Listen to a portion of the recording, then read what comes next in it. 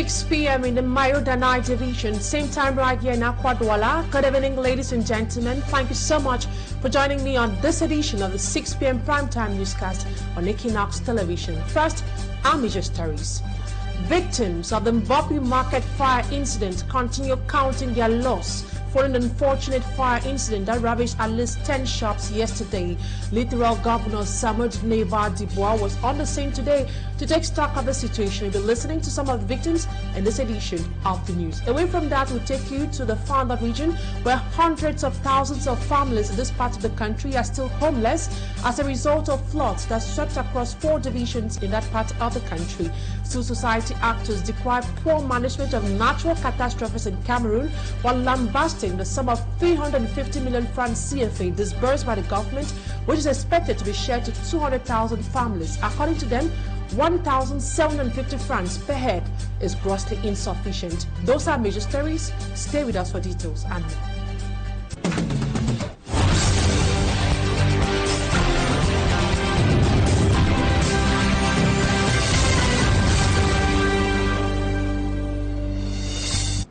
Thank you so much for always choosing Equinoxe television to get yourself informed. For presentation, I am Immaculate Fogwe.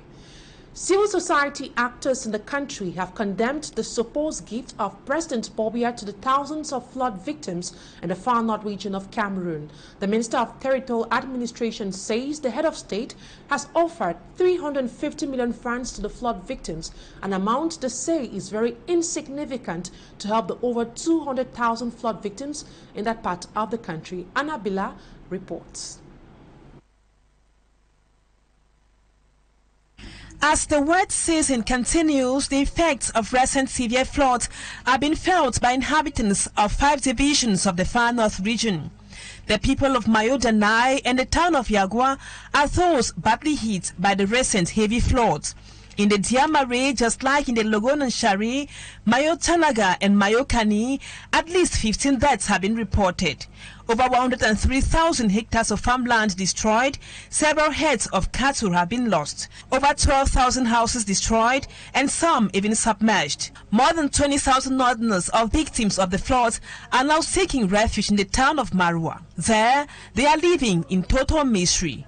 All this with very little attention from the government. The situation in the north has been happening again and again.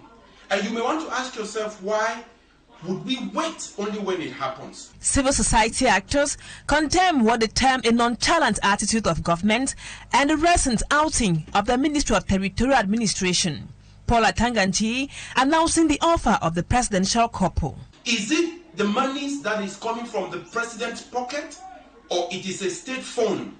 Because we need to know where that amount of money is always coming from. As much as the amount is almost appearing like a mockery to a people. Emmanuel Ntewum on his part says if 250 million francs offered by the head of state has to be distributed among 20,000 victims, each will be get about 1,750 francs CFA. Who can survive, a day with 1,750? Imagine that you sit in your house and you are called that you have to come out for you to take 1,750 francs CFA of a certain catastrophic flood such as that which... Because of the recent natural catastrophe in the Far North region, the cost of living has increased in Marua, rendering life more difficult for the flood victims. And in the same vein, civil society leaders lambast government over unfulfilled promises to Cameroonians. A case in point in this newscast is a promise of solutions made by President Bobia to flood victims in the Far North region, that is in the year 2012. More than 10 years later, people living in the affected areas are still suffering the same nightmares of flood every rainy season. Babila Jonathan is a man on that story. Floods that have been devastating the Far North region of Cameroon, blamed on climate change, has been a cause for concern over the years. Critics say President Paul Biya and the government as a whole have since been paying lip service to the cries of the people with unfulfilled promises. In 2012, President Paul Biya visited the region and promised to do everything possible to remedy the situation. He promised that the government will construct a 330-kilometer causeway to enable the free flow of water in times of flood. This was supposed to be constructed along the Gobo-Kuseri Road, a main obstacle to water currents. About 12 years later, the promise has not been fulfilled. A civil society activist, Ayangma Godfrey, if promises could propel development, Cameroon would have since become a first world country, going by the number of promises this government has made to the people since Biya came to power 38 years ago. End of quote. And now we take you right here in the city of Douala, where victims of the Mbopi Market fire incident are yet to recover from the shock after watching their goods burn to ashes on Sunday. It should be recalled that at least 10 shops were reduced to ashes in the said incident. Innocent Aze tells us more. Though the flames generated at about 12 p.m. on Sunday, ravaging at least 15 shops at the Mbopi Market, victims could still be seen on the scene picking up some remains. Those we met say the losses incurred are enormous. S'il faut regarder les pertes avec des personnes victimes, c'est dans les centaines de millions. Maman, je n'ai rien récupéré comme vous êtes. This business lady, for instance, says everything in her shop was consumed to ashes. She estimates goods lost in the inferno to worth close to 10 million francs CFA. A greater portion of it borrowed. She commanded some goods on credit. Right now, she is in a state of confusion. J'avais 8,780 000 francs dans ma boutique. J'ai tout perdu, je n'ai rien récupéré. Je vais reprendre ma vie à zéro. A trader suspects the fire was provoked by a welder who was mending a steel door that fateful Sunday. The sparks entered into the shop stocked with plastic plates and other inflammable materials and caused the disaster.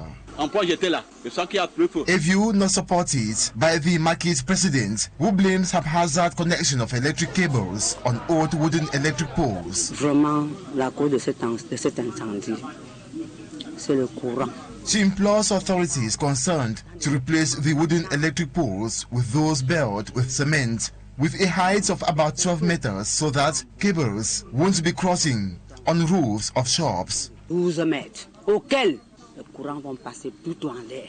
Though firefighters arrived and stopped the flames from propagating, their efforts were still not appreciated by the victims, who blamed them for their late arrival with insufficient water. Le moment où ils aillent recharger avant de réveiller, il se faisait déjà trop tard, on a tout perdu. Littoral Governor Samuel Jodani Ifahatibois and his entourage were on the scene to take stock of the situation. No life was lost.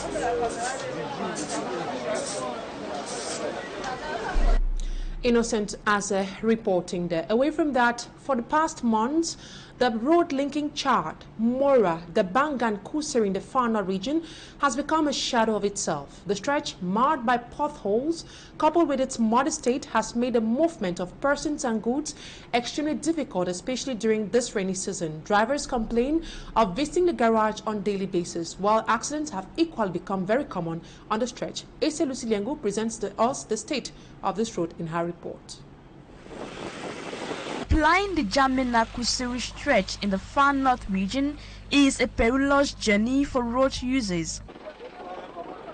Vehicles get stuck in the potholes and thick mud. We are tired and frustrated. From Mora to Dabanga, I spent 4 days on the road. I'm on the 5th day when I haven't reached my destination.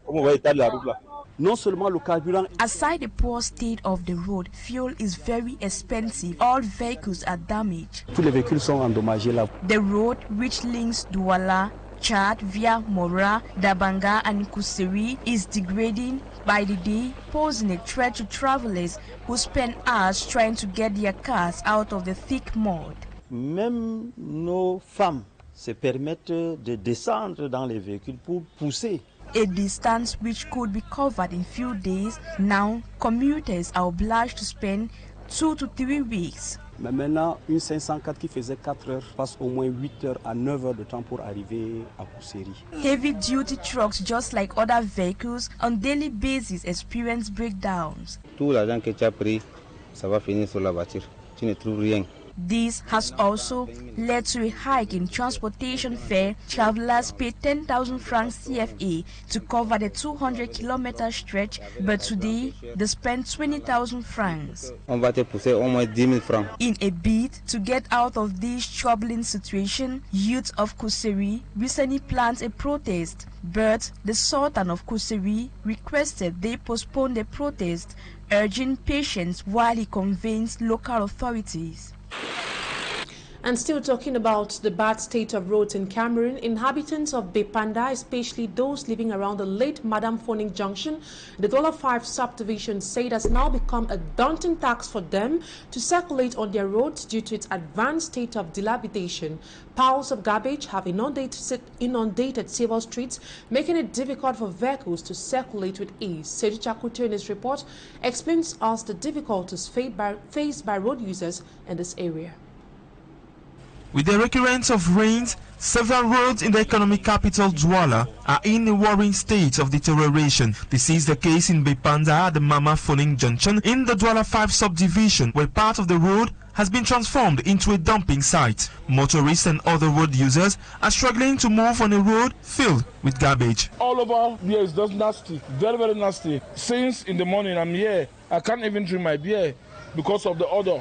Even in the spiritual world that Mama Phoning belong to, when it seems like this, she's not even happy. Moi, en tant que gérant de cette laverie, ça m'a pris énormément d'espace. Et nous n'arrivons plus à travailler vu que ça donne l'avantage à d'autres laveries par rapport à la nôtre.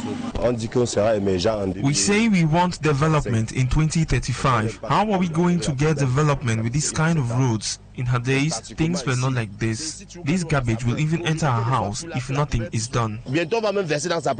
Alongside the garbage is a deplorated state of the road neglected by local authorities. With the poor condition of this road, vehicles have tire bursts, damaged engines on a daily basis. La route ne passe pas, on paie les impôts, on ne parvient pas à exercer. Regardez vous-même, regardez, ne me regardez pas, regardez la route. Where are we heading to? There are no roads here in Douala. Where are the taxis we pay go to? The day we don't pay taxes, our shops are locked. We are tired of this. My brother, the road is too bad. Here I am, I thought I could cross, but with the heavy rains of yesterday, the pothole increased and the situation worsened.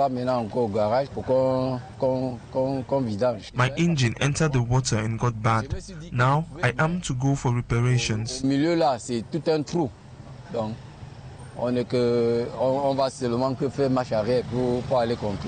Going to other quarters through this intersection is a difficult task for road users who are awaiting solutions from local authorities. Seri Chakuto reporting there. Away from that, a human rights lawyer based in Boya, that is the chief town of the southwest region, has described the arrest of about 70 children during a major raid in Bonaka village as unlawful. According to barrister Edward Lionga Wule, the action carried out by the forces of law and order goes against international treaties signed by Cameroon. Tired of seeing their children behind bars for no just reason, inhabitants of Bonaka village staged a peaceful protest. Magic and Gabriel tells us more. Singing sorrowful songs in their dialect, mothers, fathers, accompanied by some youths of Bonaka village, staged a peaceful protest in the village to decry the arrest of their children. Amongst those arrested, some are patients. Since my child was arrested, I have not seen him. The child is a patient who was recently operated upon and under medication. My child was arrested inside our house for no reason. Many of the parents have questioned the massive arrest when it's the same government that wants pupils and students to go to school. They were supposed to return to school. Some are in examination classes. What did they want us to do? The Legend Law Office has taken over the case, and the lead lawyer says Cameroon has failed. We decry the process. We say no to the process in which the children were arrested. We also say no to the way in which their statements were taken. The security officers violated our criminal procedure code by taking statements of the arrested without a lawyer. Make that suspect be represented by a lawyer. According to the human rights advocate, now a violation. This arrest was wrongly done because they violated the constitution of the country and all international treaties of which Cameroon is a signatory.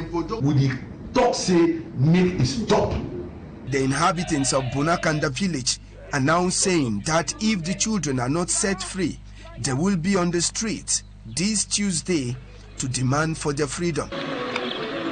It's Magic and Gabriel ending this first part of the news. Talking Point is up next.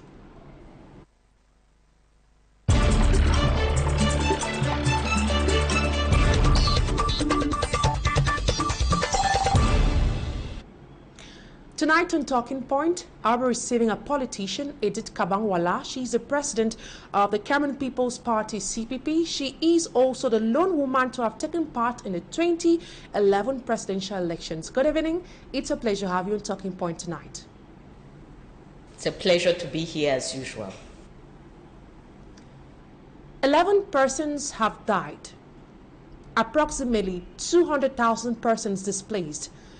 44,700 herds destroyed, and more than 103,000 hectares of farmlands devastated by floods in the far north region of Cameroon.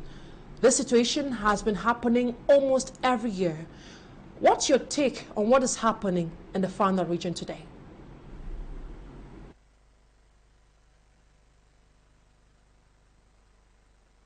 Well, I think we have one of the clearest demonstrations of the failure of the BR regime to govern. Because when I was a candidate in 2011, visiting the Mayo-Danai division, visiting Yagua, the biggest problem that this population put on the table was the fact that every year the temporary dams that they put up fail. That is, government for decades now, this problem is not a new problem. It is only being aggravated by climate change and extreme climate incidents. But every year, this population in the Mayo-Danai division, in Yagua, in Maga, and this year, Kusiri, every year they are suffering from the fact that government, while it is dispersing heavy amounts, because we must go to the budgets and see how much is allocated to actually build these digs that are supposed to hold back the water. But every year they do temporary, shoddy work, and every year the population finds itself in this position. The amount of money that government is dispersing, 350 million francs CFA, it is a level of ridiculous which nobody can understand, because we are talking about 200,000 plus. 200,000 is an estimate, but it is more likely more people than that who have who are finding themselves with no shelter, no food, no ability to send their children to school, because and government is allocating 350 million. When you divide by 200,000, I think Cameroonians have done it. It is less than 2,000 francs per person, total. Not for one day, not for 1 week, but total. What are you supposed to do with that? From your analysis, the government has failed in effectively managing the humanitarian crisis in the far north region. What were your expectations, and how was the government supposed to react when faced with such a crisis? Please, let me let you know how this kind of crisis is handled in countries where governance is working. Number one, by now, the government should have created a crisis center. where those populations can go, where what their needs are can actually be determined quickly, and where we are seeing not just the Minister of Territorial Administration, who we don't know what he's doing in Yaoundé. There's a crisis in the Far North. Where is he? He should be on the ground. In other countries, the head of state goes when there's such a crisis.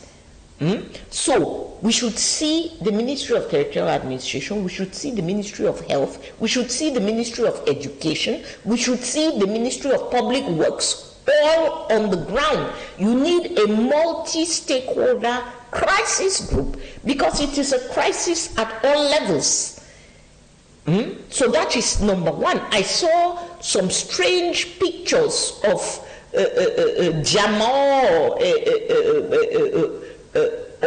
oil being given by the Ministry of the Minister of Habitat. I don't know what that oil is for.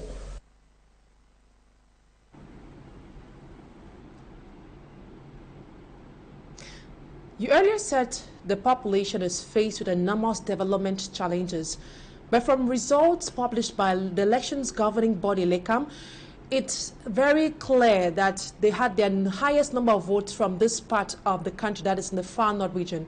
Is that not strange?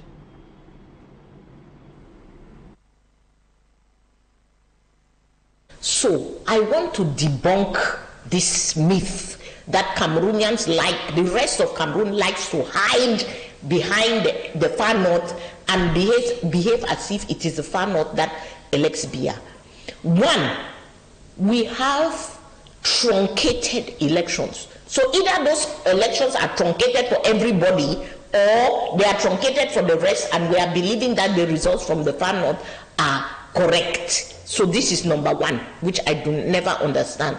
Number two is that according to official results, please, the region that did not vote for Biya should raise its hand. According to the official results of Cameroon, in the last election, the region which did not give a majority to CPDM should raise its hand. Let us see.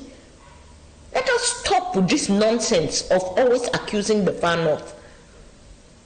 The only thing that happens in the Far North is that because it is far away, because it's far away from your cameras, because we are living in a society where the oppression is of a higher level than what can be done in Yaoundé or Douala, therefore the fraud is of a higher level and they can declare whatever numbers from there. But let us stop behaving as if, I hear this thing all the time, that the Far North voted for Biya. According to official results, who did not vote for Biya? The Northwest and Southwest, who are actually losing their lives because they are against this government, what do the official results say? Does it not say 80%, 90%?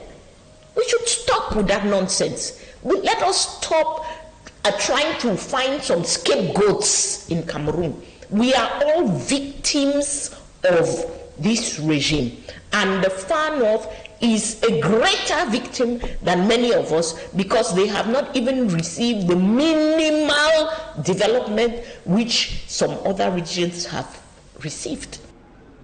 Now, we have seen some ministers offering aid to flood victims. Close to the gifts offered, we could see a picture of the head of state and wife. Some civil society actors say the politicians are exploiting the people for political gains. Do you share the same view?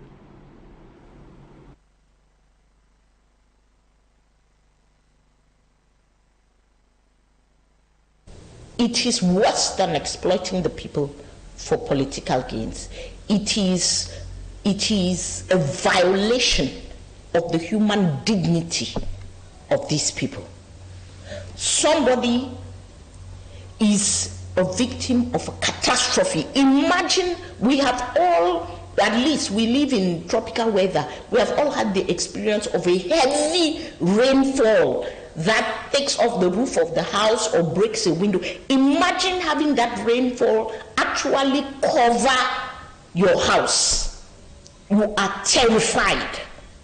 You are terrified, you have lost everything, you have no idea how you start. I'm sure some of those people are even looking for family members, because in that type of situation it is total confusion. And then your government comes.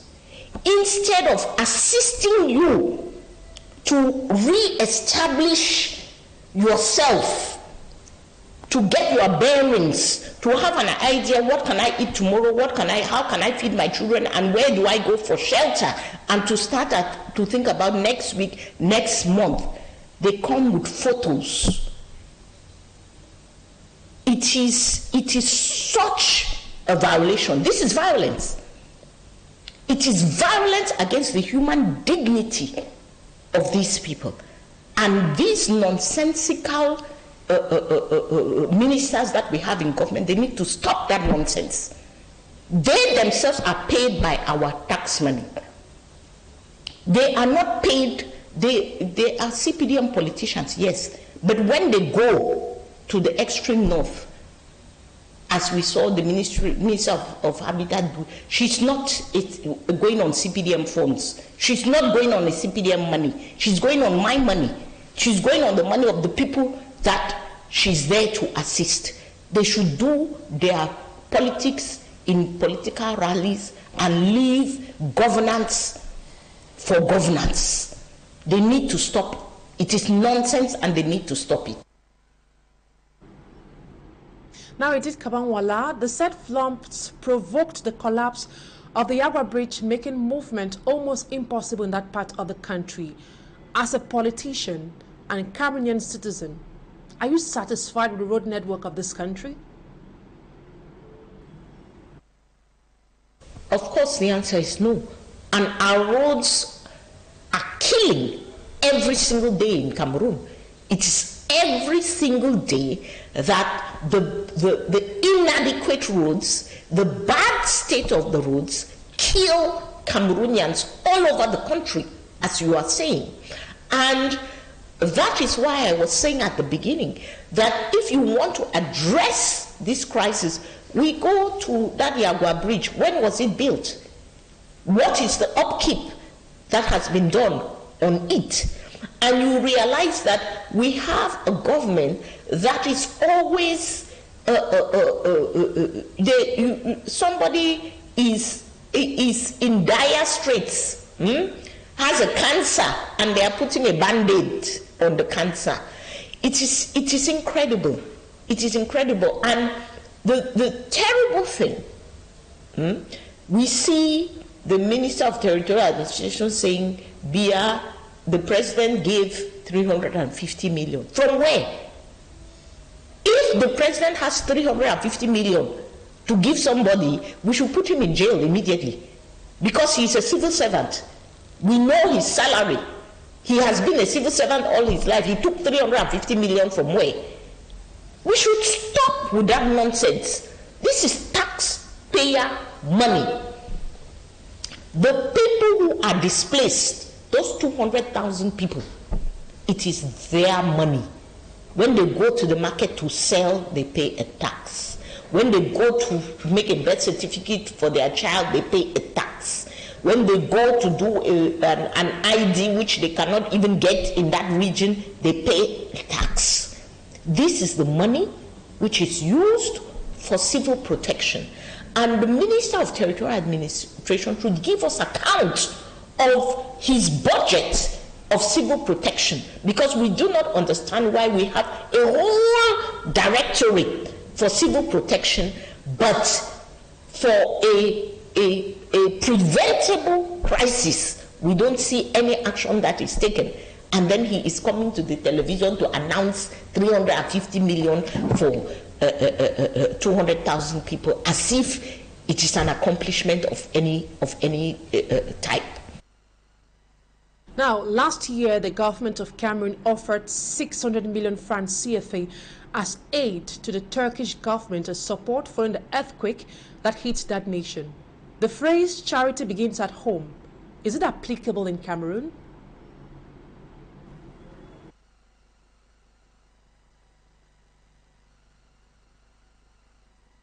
You know, I think that the priorities of this government, we can cite so many things, 600 million to the Turkish government. For the Muslim population, many of whom come from the far north, for 4,000 people, 4,000, we just spent 1.5 billion to send them to the Hajj. 1.5 billion to send to the Hajj. Now, the Hajj is a religious journey which is what do you call it? It is something that you should do if you can as a good Muslim. It does not stop. If you don't go to Hajj, there are Muslims who spend their whole life and they are born, they die without going to the Hajj. They are still good Muslims. The Hajj is something you do if you can afford to, and so on. Our country has spent 1.5 billion to send 4,000 people to the Hajj. But we have 200,000 people whose lives, whose very existence is in danger, and we are giving them the paltry sum of 350 million. How many billion, B with a B, after building stadiums where we are now claiming we cannot play football on the stadium because the upkeep of the stadium is not up to par? How many billion did we spend on those stadiums? And how many billion have we dispersed just 2 weeks ago to play a football match? One football match. We disperse billions. So you realize that the government of Cameroon has failed, the Biya government has failed in every indicator that you can imagine, in terms of prioritizing, in terms of planning and being proactive, because as we say, this crisis is a crisis which the government knows. It is a crisis which occurs every year. It is only the degree of the crisis which changes, but the crisis itself occurs every year, and you do not see, for 42 years that they have been in power, you do not see the Biya regime taking even one preventive measure, even one measure ahead of time in order to safeguard the lives. According to the Constitution of Cameroon, the first responsibility of this government is to safeguard life. Because if without life, you cannot enjoy any of your other freedoms. And here we are putting the lives of the population in danger. Kamawala for participating on today's edition of Talking Point. And that's what put an end to today's edition of the 6 p.m. primetime newscast on Equinoxe Television. Thank you so much for your keen attention. Stay in the company of Serge Alain Oto in a few minutes with the program Equinoxe. Bye-bye for now.